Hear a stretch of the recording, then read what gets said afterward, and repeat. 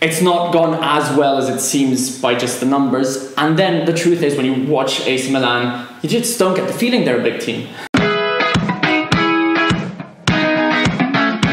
Hello everybody, welcome to another F5 TV video. I'm Dov, he is Vieri Capretta, and it's been a while. We've been away, hashtag F5 at the games, Vieri. So we've not been able to do as many videos as we would normally do, but we're back to talk about AC Milan, as you've probably guessed by the title being about AC Milan.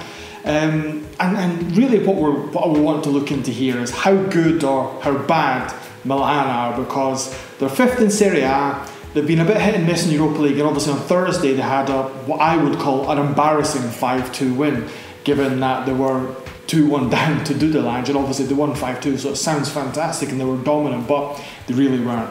It was a horrendous performance. Yeah, not great. Yeah, so we want to take a look at them a bit more in depth and see how we think they're doing. Now, I'm just going to say it, Vieri, I don't think they're very good. Well, they're not. If you look at the stats, Gattuso's been in charge from November last year to now, and he's put together a lot of points. Only Napoli and Juve have put together more points in this time. Mm-hmm. But then the real results on the pitch are Europa League at the end of the season instead of the Champions League. That was the aim last year, and currently he's fifth. So it's not gone as well as it seems by just the numbers. And then the truth is, when you watch AC Milan, you just don't get the feeling they're a big team. Yeah, well, yeah, that's the thing. They're only a point behind Lazio, so it kind of seems a bit better than what it is. But they played Lazio a week ago, and they were played off the park for the majority. Yeah, I mean, they were missing a lot of key players. Yeah. So credit for getting that point at the Olimpico. But I think, you know, their starting 11 is good, but isn't great.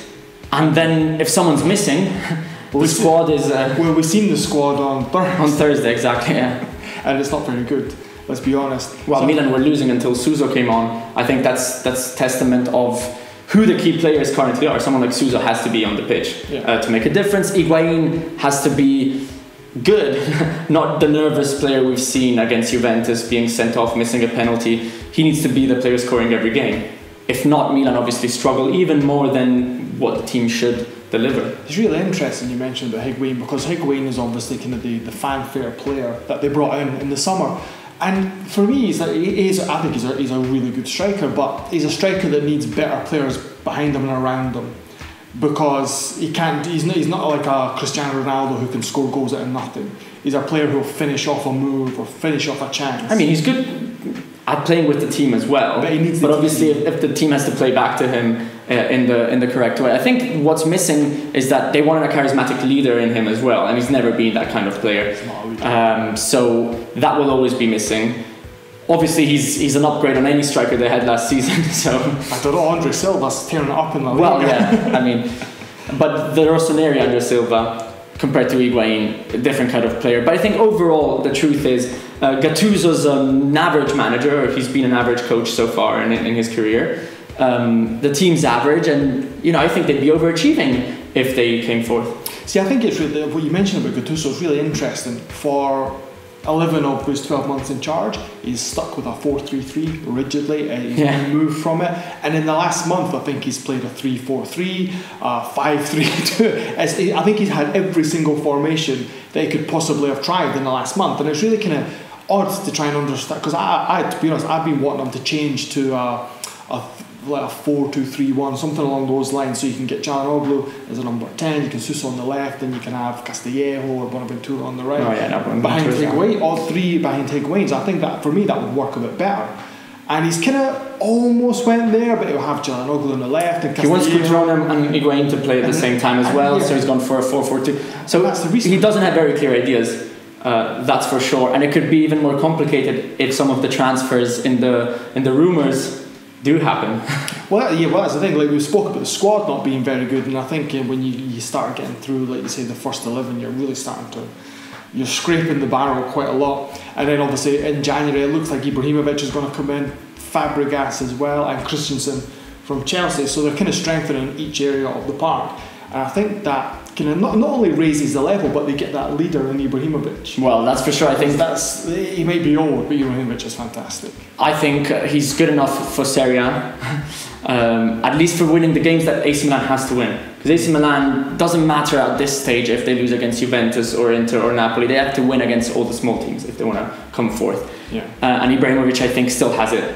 And then obviously the charisma, which is absolutely needed. And I think you mentioned Fabregas. That would be a big step up as well, because I think one of the main problems AC Milan have is the quality lacking in midfield. Yeah, that's true. They don't have any what I would call ball players. Yeah, Bilia is maybe the closest one, but Kessié and back. Bilia hardly ever plays as well. Yeah, Bilia is always injured. And I think as well, something that was mentioned to me on Thursday was what a guy was saying when Ibrahimovic comes in, he thinks Ibrahimovic will get the best out of Kessié, a la Nocerino. Because I remember when Nocerino was in that Milan team with Ibrahimovic, it was the next great Italian midfielder. Ibrahimovic leaves and Nocerino becomes rubbish. So he was saying that basically Kessié could then get what he said. Kessié will score 10 goals when Ibrahimovic is there. That's what I was told. Well, if Kessié does score 10 goals, then Milan will come forth at least. But that's the thing. Do you think those transfers, those three which look likely, can propel Milan to the Champions League, or do you think they're getting an over the hill Fabregas, an over the hill Ibrahimovic, and then a young defender who's maybe not as good as the ones they've got? Well, the thing is, Leonardo's quite a smart guy. I think I trust him and Maldini.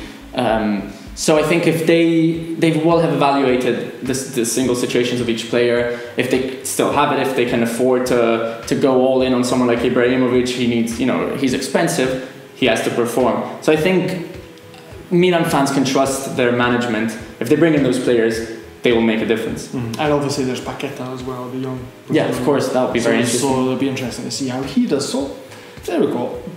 The last one. This is the big one. Will they get the Champions League? Will they get that fourth spot?